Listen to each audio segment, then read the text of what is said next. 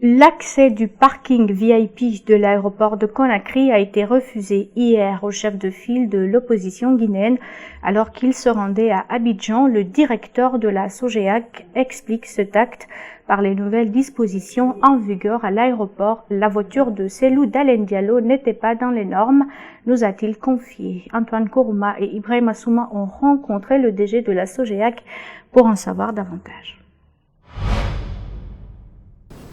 La rentrée du parking VIP. Selon Sékou Maï Diarra, l'accès du parking VIP de l'aéroport de Conakry n'est plus possible à tous. Seule une catégorie de personnalités y aura désormais droit. Nous avons donné des instructions que tout véhicule en RC ne rentre plus au parking VIP.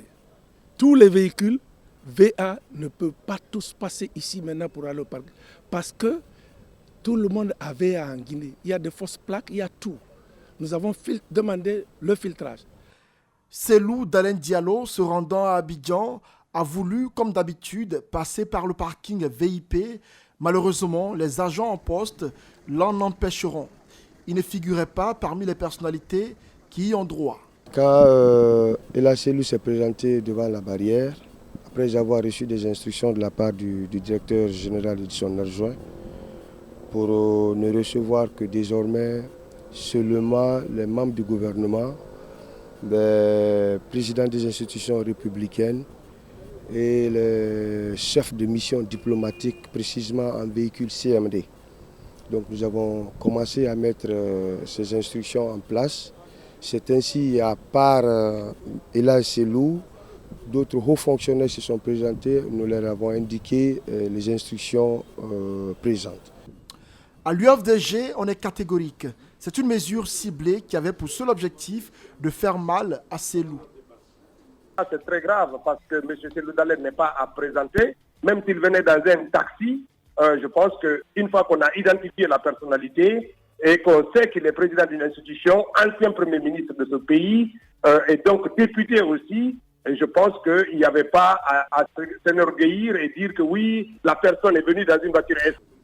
Pour Sékou Maï Diarra, cette nouvelle mesure s'applique à tout le monde. Elle ne serait donc pas politique. Mais oui, il a le droit de rentrer.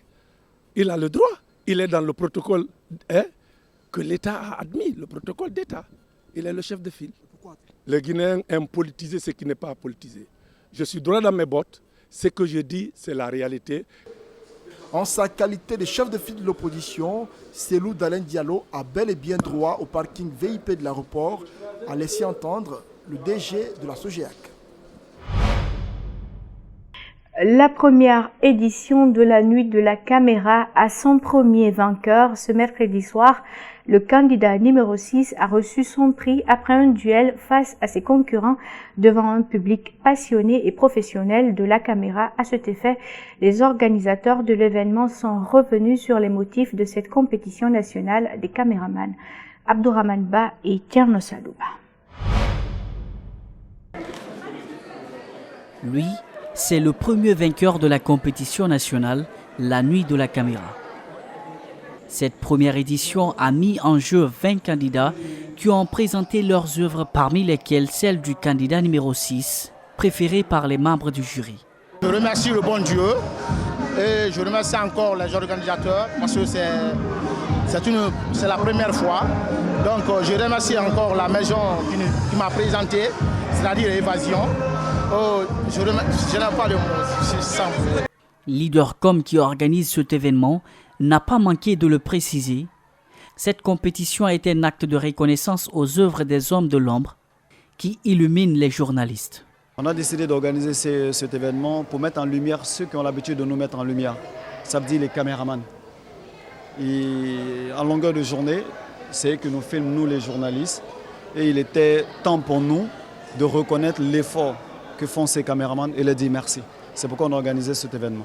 D'après le responsable de cette structure, toutes les procédures ont été respectées pour le bon déroulement de la compétition. Pour ne pas que les membres du jury, on parle de corruption dans la chose, on n'a fait que des numéros. Parce que même les membres du jury ne connaissaient pas les caméramans. On a fait sur numéro. Seulement les organisateurs. Je crois que c'est le numéro 6 qui a remporté et le prix de cette année. Pour cette première édition, seulement le vainqueur a été primé. Les 2 autres lauréats ont reçu des satisfecits. Parlons éducation pour finir. Les examens nationaux, c'est dans quelques semaines maintenant.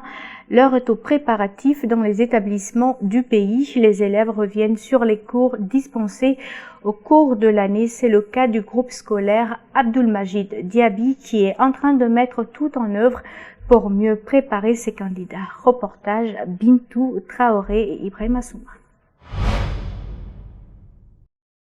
Le groupe scolaire Abdulmajid Diaby, un établissement privé de Kuroti dans la commune de Ratoma.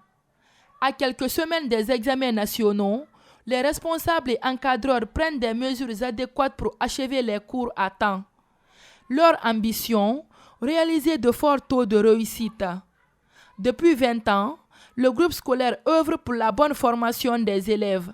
Par rapport aux préparatifs des examens de l'année 2019, tout se passe bien, parce que pratiquement nous avons bouclé tous les programmes dans toutes les matières. Et vous me voyez aujourd'hui, depuis le lundi, on a commencé les examens blancs avec les enfants. Donc la 6e année de BEPC et le bac unique. Pratiquement, nous avons mis beaucoup de dispositions en place pour que les enfants réussissent. Ce professeur d'anglais demande aux parents d'élèves de s'impliquer dans l'éducation de leurs enfants à la maison. Parents de laisser les enfants venir à l'école, surtout de travailler à la maison. Parce que nous, ce que nous pouvons faire, c'est de travailler pour que les enfants réussissent. Et ça ne passe pas sans l'apport des parents. Les parents comptent beaucoup dans la formation des enfants. L'éducation, ce n'est pas seulement l'école. L'éducation commence d'abord dans les familles. Donc si les parents ne participent pas à l'éducation des enfants, ça devient un peu compliqué pour nous. Actuellement, les cours de révision sont organisés dans l'enceinte de l'école pour faciliter la compréhension. Samuel Hervé est candidat au BEPC. Il apprécie l'initiative des encadreurs. Depuis la rentrée, le professeur et les élèves se sont mobilisés. Ils ont organisé quand même les révisions ici. On révise très bien dans toutes les matières. Encore, il y a les semi-internats aussi qui ont commencé. Chaque fois on vient ici, après les cours, on revient à 14h, on reste jusqu'à 18h aussi. Donc ça se passe très bien.